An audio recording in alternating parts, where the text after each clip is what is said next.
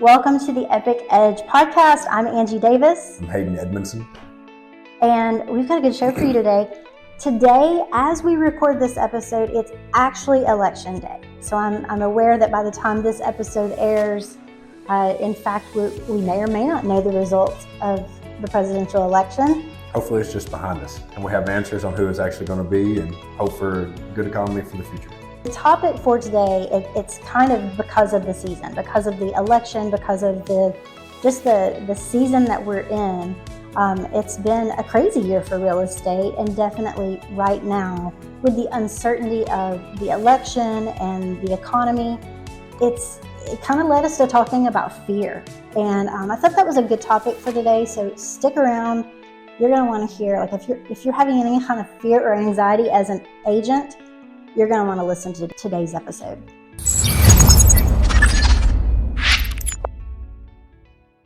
So our local market, like we're in the Memphis, Tennessee, West Tennessee market, and our local market is pretty slow. I did the numbers for October, just for the 31 days in October, and we're down about 12% in the number of units sold versus this time last year, which was, a slower year also. However, what happened to average sales price? It went up a lot. A lot. Well, so what does that tell you? In an economy where you've got buyers and sellers, I don't know what's going to happen with the economy. And almost the only thing not to do is to not do anything. Because if you wait to buy a house in our market, and I'm pretty sure it's reflective of this in most markets, if you wait to buy a house, you're missing out on an equity gain by waiting. And who's to say you can even get that house? And historically too, after the election, it's a good economy, right? So the first year, regardless of who wins, the economy always goes up, real estate prices go up, and guess what? Interest rates are most likely going to go down. So now instead of you having one or two people you're trying to win a house against, you're going to have a lot more. You're going to be in multiple offer situations. You're not going to get as much per dollar per house. Yes, I understand that there's a lot of negativity in the world right now. There's always going to be negativity. There's no shortage of it. That's right. And you're very rarely do you get on the news and see something positive, regardless of what's going on in the world. It's very hard to find. But the main thing to realize is regardless of who wins the election, regardless of what happens economic wise, people still got to have houses. And that's the main thing to focus on. Unless people stop having babies, getting married, getting divorced, dying, it's all the D's. Yeah, diapers, divorce. There's something, there's four of them. There's like four main ones. But unless those life events stop happening, and by the way, they're not. It doesn't matter who you have as the president in office. It's not going to stop your baby from being born if you're expecting a baby. It's not going to stop you getting married or getting a divorce. There's still going to be, like the 4 Ds are always going to happen regardless. Now, I do think that in a different kind of a weird economy, the ones that are just tire kicking are going to fall out a little bit. For sure. I think you'll see a lot more serious buyers now. The ones that are actually looking are the ones that are actually having to move. Even if you just take it, election out of the play, the economy out of the play, like from September to January range, like historically, that's a slower time period, right? People go back to school, people have holidays, they have fall festivals, they have trunk or treating, they have, Thanksgiving, they have Christmas, they have New Year's. There's so many things going on. Like those are your serious buyers. Those are your opportunities. Not even to mention, with stuff being on the market as long as it is now, I think the average on day for our association is like 83 for a listing. And that's incredibly long. It's higher than it's been in quite some time. Yeah. Which tells you a lot about the current sellers and the current buyers. Yeah. Sellers are probably, like from what I've seen just with my business, a little bit unreasonable. Wouldn't you agree? Like the real expectations are a little bit unrealistic. It is. And for an example, I just put a list flip house on the market and I priced it perfectly. I put it right at where it needed to be and it was gone in 2 weeks. I think more than important, the most important thing that you can get from that is yes, sellers, I always understand you want to get the most for your money, but also too, understand at listing $60,000 over your list price, what that's going to do to your listing. And it's the same thing there was in COVID times when we had hundreds of people walking in the door. If you list it too high, you lose an initial excitement, and most likely you're still going to come down anyways if you don't, right? So I think the most important thing that you can have from a conversation standpoint with your seller is hey, Mr. Seller, we can list it at $200,000, $200,000 over list price, but we're still going to have to knock it down. And when we knock it down, now you've got 160 days on market, and people are like, "What the heck's wrong with this house?" And there was nothing wrong with it other than you just missed the price. You were just unrealistic. Typically, your most serious traffic and the most traffic comes during that first 4 weeks on the market. Yep. I walked away from a listing. I was just telling you about this week. I walked away from a listing. They wanted $150,000 more than what on paper their house would bring. I mean, I just could not look at it any other way. And I even asked them, what I'm just curious, how did you get this number? I just can't see this on comparables. And they had no reason. They just wanted that number to want that number. I think that there's probably a shortage of agents that in this market that will do what I did, which was walk away. I don't want to be the one that they're mad at 6 months from now, whenever I've been telling them, every week, we're too high, we've got to come down. You've got to educate the sellers that the market will quickly respond to your price. It may respond with complete silence, which means you're overpriced. Or even if you get like 1 or 2 bad offers, but you're getting some offers, you're kind of in the ballpark of where you need to be priced. If you have multiple offers, you've hit the sweet spot. Yep. But like even like on a 150 over ask price is unrealistic in almost all aspects, right? But if they're coming in at 40, 50, 60 over list price, like it's extremely worth having a conversation of saying, hey, I agree to sell your home.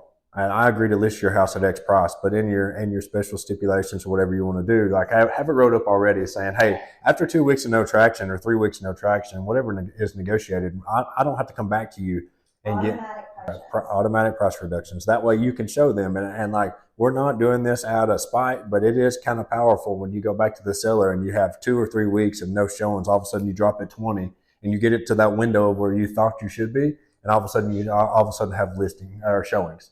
I think so much of it in this current real estate market, especially, whether it be sellers or buyers, just managing those expectations on the front end. I think a lot of agents got in that reflex during COVID of just when the phone rang, they ran out. They may have had a couple of hours versus days to shop, write an offer. I mean, you were working in such a reflective, just reflex. You're working on reflexes based on like buyer demands. We've got to get back. And I think the agents who are succeeding now on a high level are the ones who understand how to like slow the cadence down and set those expectations as a good foundation. And even like still with the seller side, like understanding like the appraisal contingent or the appraisal process, like putting those expectations into play, and you have a high demanding seller, which is always going to be a case, like one side or another, like you can get them on either side. But when you've hit that higher purchase price and you're pushing an appraisal value, like go ahead and, I'm always up front with my clients and I'm saying, hey guys, like I want you to know comps are most likely going to come back at 180, 190 a square, and we're at $202 a square. Like I'm going to go ahead and tell you, like we're probably going to be $5,000 to $10,000 off. Had that conversation this week, and I'd be gosh dang if we didn't come back $5,000 low. And I was like, well, it's not a big deal. I warned you about this 2 weeks ago. We've done everything we can. We're going to give comps to try to support the higher purchase price, but if we can't get it, I warned you about this 2 weeks ago. Right. And that's just a management of expectations. Telling your client and having great communication with what you're doing. It's going to make almost every transaction you do as seamless as it possibly can be. There's always going to be hiccups. There's always going to be headaches, but you can manage those expectations and mitigate a lot of those problems. For sure. You really can, and you should. We were talking earlier, like I think what defines this next season of real estate is the agent who's willing to like dig their claws in and do the work. Like how tough are you? Because I mean, we'll be the first to admit that it's not so easy selling real estate right now. You've got, whether you're a new or a seasoned agent, overcoming a buyer or seller's fear because of political changes, economic changes, like any number of things that they talk about on the news that do cause buyer concern or seller concern, that's hard to overcome. It's hard to overcome somebody in fear. I think what I'm seeing so much of is like agents going through the same thing. Like agents are scared. And so really the best thing that an agent can do. The only thing that you can do in a situation where you're scared, like maybe your pipeline's dry, like what do I do?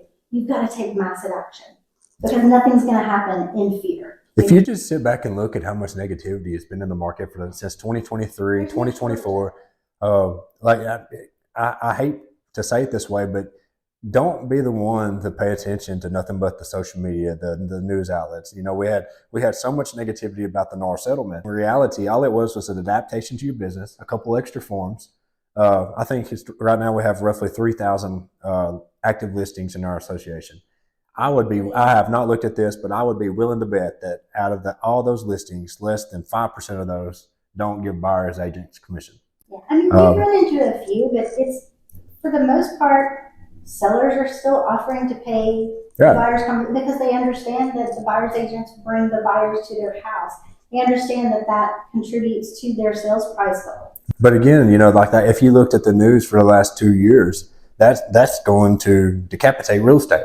I have someone that I look up to, that I have a lot of respect for in this industry, and he went as far as to say this is the death of the real estate agent. Literally, and that's extreme. Like, there's no way for us to know the future by any means, right? But as of right now, that one settlement has cost us one extra piece of paper, and that's it. Like, it cost us a lot of gray hairs and balding. A lot of agents. I mean, I talk to a lot of agents every day, and you do too.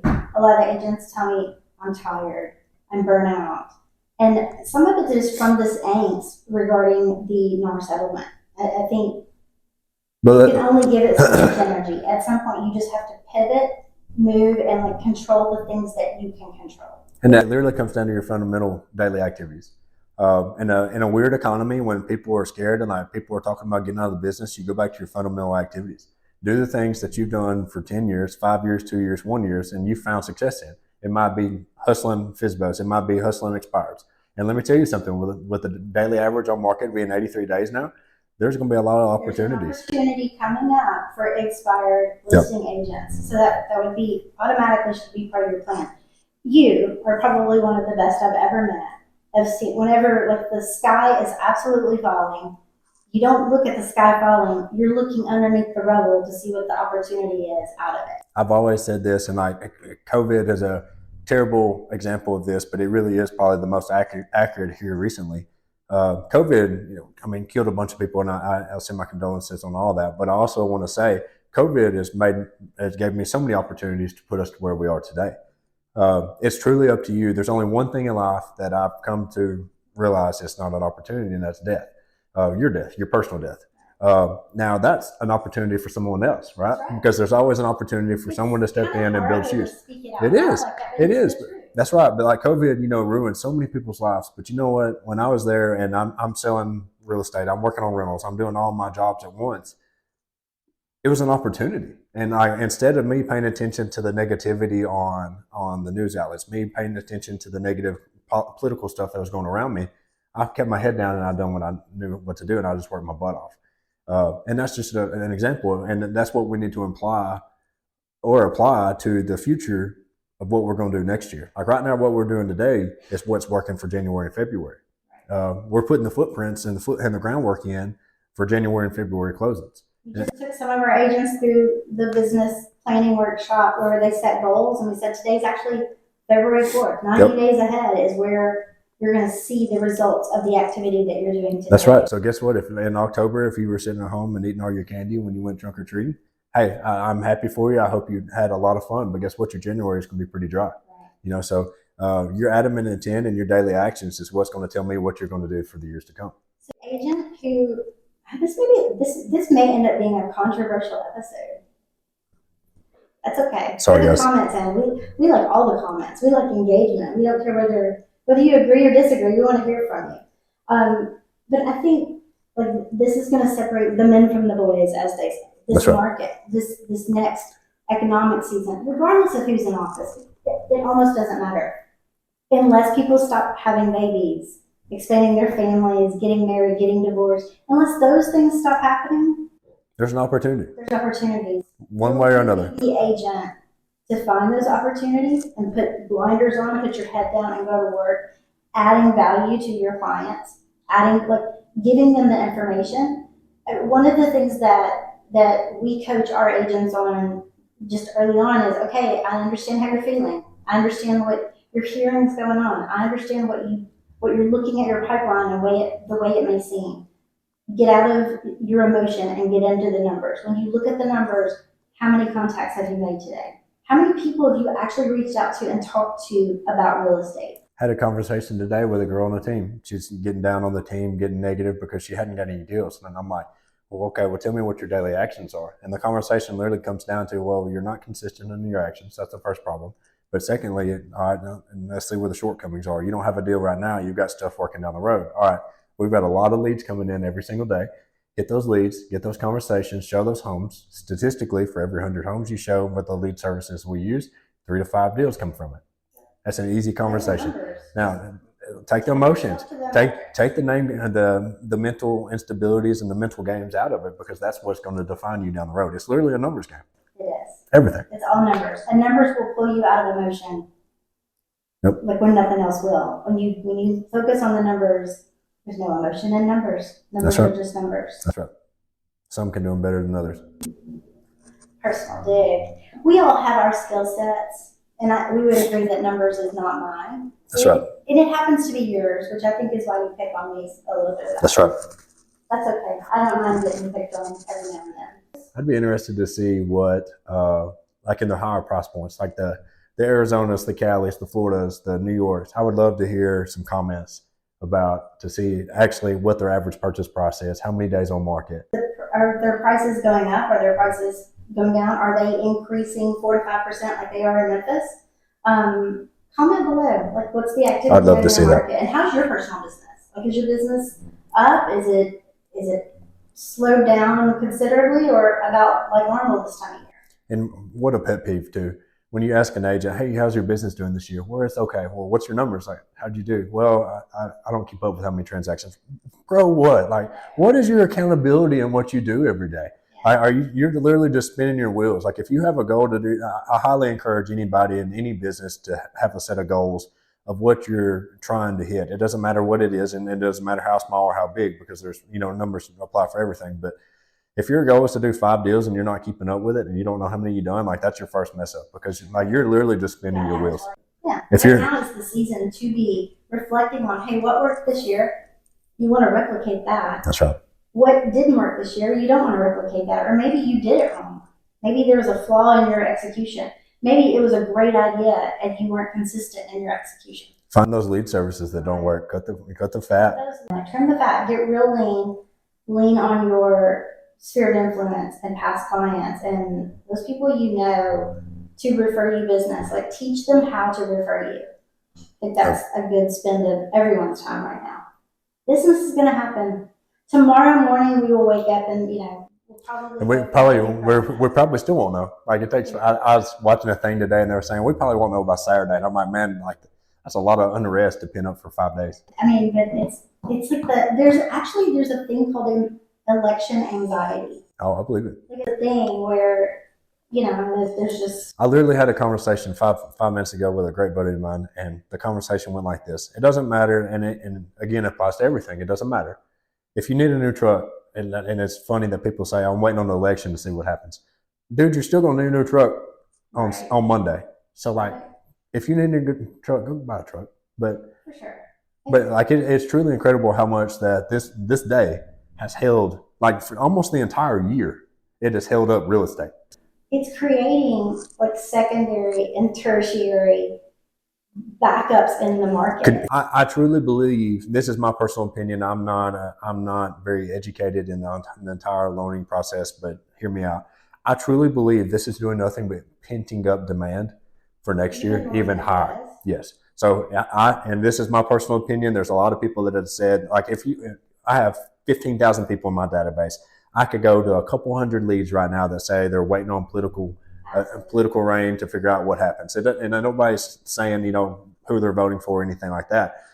But I'm going to make an argument with you that, we probably won't find out who the president is until 5 more days, right? So now all of a sudden we're 15 to 20 days away from Thanksgiving. Nobody's going to be shopping. Very little will be shopping, like the ones that have to, the 4 days, right? If you're listening to this and you have a house on the market and someone's showing it, That's a motivated buyer. Yeah, but those are serious. They're not just kicking tires, guys. But like I truly believe, like in January, it is going to be an open floodgate. Well, we're forecasted out to have a 25 basis point reduction in rates. Yep. So that's going to pull some of those people that have been on the sidelines that I agree with you. I tend to think that there are like 2 or 3 rows deep of reasons why they're on the sidelines at the moment. So that's going to pull a flood of people into the market. Like you need to be well poised and like going ahead and having those conversations to know who's jumping, when they're jumping, why they're jumping, and at what point are they in? And buyers, like right now, and yes, it's not the most convenient time to move, and I'll openly say that because of the holidays, school and stuff like that. But I openly tell you, I truly believe we're poised to have a really good sales number next year. And with that being said, when there's that many deals, that means there's that many more buyers. For sure. And with that being said, instead of you buying a house and you having your time, you'll have a 2-hour walkthrough time and you can lollygag around and look in the crawl space and do what you want to. I truly believe. Well, I don't think we'll go back to COVID, but I do believe that there will be a very big increase in numbers, especially when they start trickling rates down. Buyers are thinking that they're going to be able to ask for the moon the way they have this year, and they've got a week to think on it and sleep on it. They're going to get disappointed. That's right. So the point of the story is, guys, you're going to get a lot more bang for your buck and probably a lot better deal in the next 3 months than you will for the majority of next year. So if you find the right house and the Christmas tree is already up, celebrate it all together. Pick up that Christmas tree and move it. Yeah, 2 families combined. Yeah. That's all I can envision is like the Grinch pulling the Christmas tree up the fireplace. Yeah. Okay, well that is all for us. A lot of unknowns as we record this. So there may be some clarity as you're listening to this because we'll be on the other side of Decision 2024. But on the positive, by next week's podcast, we will have the answers, most likely. Should. If we don't, my goodness. Tell us what you think. Tell us what your thoughts are. I would love to hear people's opinions and their take on the market, the political climate, all of those things. Please don't start a political debate in our forum. Yeah, maybe not that. Just tell me what you think in line. That's right. All right. Thanks for listening. We'll see you next time. Bye, guys.